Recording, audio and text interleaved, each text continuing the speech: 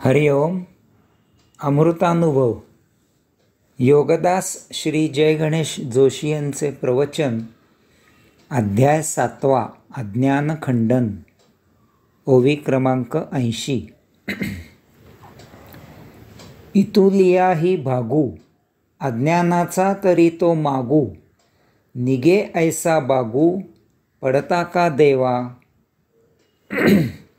अर्थात अज्ञान असे काही लपलेले असते की त्याचा माग लागत नाही.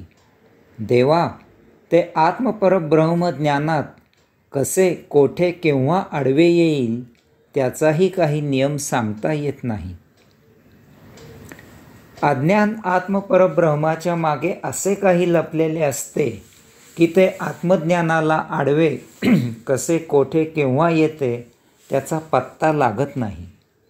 बरे, असे होऊ नये म्हणून आत्मपरब्रह्माच्या मागे लपलेले ते अज्ञान शोधावे तर ते काही केल्या सापडत नाही. त्याचा माग घ्यावा, त्याला निष्प्रभ करावे, त्याचा नाश करावा असे कितीही जरी वाटले तरीही ते अज्ञान काही आपल्या हाती लागत नाही. तथापि त्याचा उपद्रव मात्र सुरूच असतो. कितीही आटोकाट प्रयत्न करा, कितीही निग्रह करा, आपण जराही निर्विचारी बसू शकत नाही. तेथे ध्यानधारणा कशी करावी. याचा अर्थ आपलेच काहीतरी चुकत असते. त्या अज्ञानाला म्हणजे भौतिक विचारांना कसे दूर करावे याचा धडा तेच अज्ञान आपल्याला देत असते. जे आपणहून लपले आहे त्याला शोधून त्याचे महत्त्व आपण वाढवितो. तथापि हे आपल्या लक्षातच येत नाही. आपण अशाश्वत, अस्तित्वात नसलेले, आपल्याला नको असलेले अज्ञान शोधून त्याचा नाश करायचा प्रयत्न करतो. आपले येथेच चुकत असते. यापेक्षा आपल्याला जे शोधायचे आहे त्याचा शोध घ्यावा. चंद्रावर लक्ष केंद्रित करावे, त्याच्यावरील डागाकडे लक्ष कशाला द्यावे.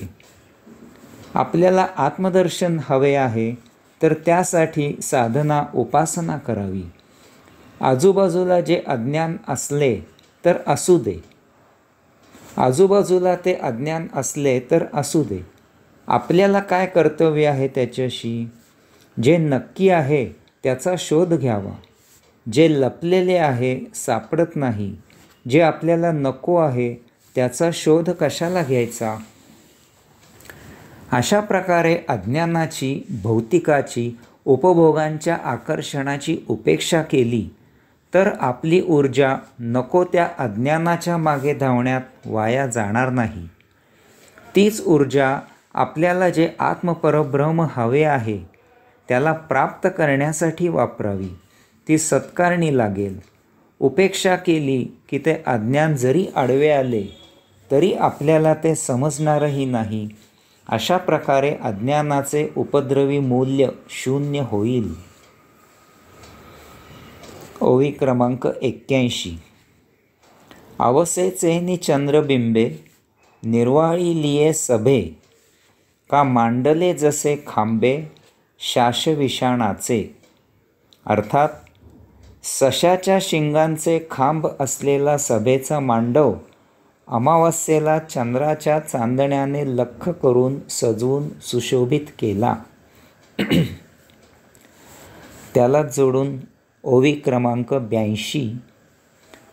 नाना गगनवलाचिया माळा, वांझेचिया झालिया गळा, घापती तो सोहळा, पाविजेत असे. अर्थात वरील सभेत वांझेच्या पुत्राने आकाशाच्या फुलांच्या विविध माळा घातल्या आहेत आणि त्यामुळे सभेला मोठी शोभा आली आहे. माऊली येथे एका रूपकाचा उपयोग करून म्हणतात की अमावस्येला चंद्रप्रकाश नसतो आणि सभेचा मांडव घालायला सशाला शिंगे नसतात. तसेच वांझेला कधी पुत्र होत नाही आणि आकाशाला कधी फुले येत नाहीत. तरीही कोणी असे म्हणेल की सशाच्या शिंगांचे खांब असलेला सभेचा मांडव अमावास्येला चंद्राच्या चांदण्याने लख्ख करून सजवून सुशोभित केला आणि अशा सभेला वांझेच्या पुत्र्याने गळ्यात आकाशाच्या फुलांच्या विविध माळा घालून मोठी शोभा आणली. हे सर्वच हास्यास्पद आहे.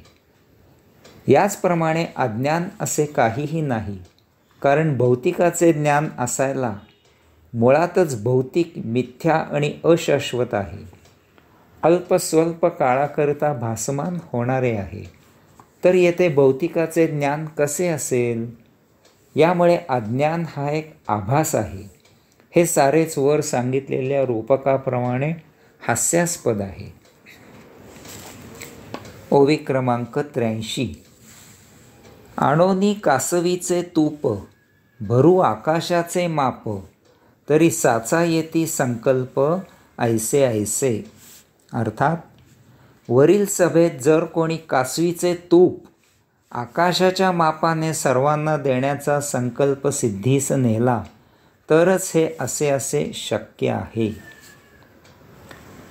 मादी कासव दूध देत नाही. यामुळे अशा दुधापासून तूप करणे सर्वथैव अशक्य आहे. तसेच आकाश म्हणजे पोकळी आहे. त्यात तूप कसे ठेवणार?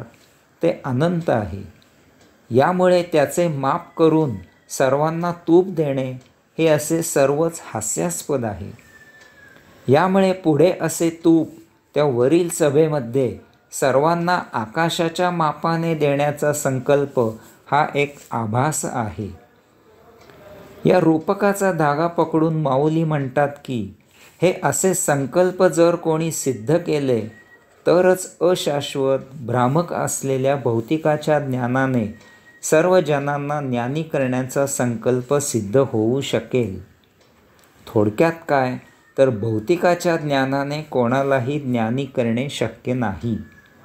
कारण भौतिक अशाश्वत भ्रामक आहे. त्याचे ज्ञानही तसेच अशाश्वत भ्रामक असते. त्यायोगे कोणी ज्ञानी होणे शक्य नाही. ओवी क्रमांक 84. आम्ही येऊनी जाऊनी पुढती, अज्ञान आणावे निवृत्ती, ते नाही तरी किती वतवतू पा. अर्थात आम्ही असे अनेक प्रकारे निरूपण करून सिद्ध केले की अज्ञान असे काहीही नाही. आताही अशी वटवट किती करू? माऊली म्हणतात की आम्ही हे असे कितीतरी प्रकारे निरूपण केले. त्यासाठी कितीतरी विविध अशी उदाहरणे दिली आणि असे सिद्ध केले की अज्ञान असे काहीही अस्तित्वात नाही. जे काही अज्ञान आहे असे वाटते तो एक आभास आहे. अशाश्वत भासमान अशा भौतिक वस्तुजगताचे ज्ञान म्हणजेच अज्ञानही त्या भौतिक भ्रामक वस्तुजगता इतकेच भ्रामक आणि भासमान आहे. आताही अशी वटवट आम्ही तरी किती करावी? ओवी क्रमांक 85. म्हणोनी अज्ञान अक्षरे नुमसू आता निदसुरे, परी आन एक स्फुरे ये विषयी. अर्थात म्हणून आता अज्ञानाचा मागोवा घेणे येथे थांबवितो. तथापि या अज्ञानाविषयी एक निराळे काही सुचले आहे. माऊली म्हणतात की म्हणून येथे अज्ञानाचा मागोवा घेणे, त्याचे निरूपण करणे आता आम्ही येथे थांबवितो. तथापि या अज्ञानाविषयी एक निराळे काही सुचले आहे, ते पुढील ओव्यांमधून कथन करतो. हरिओम.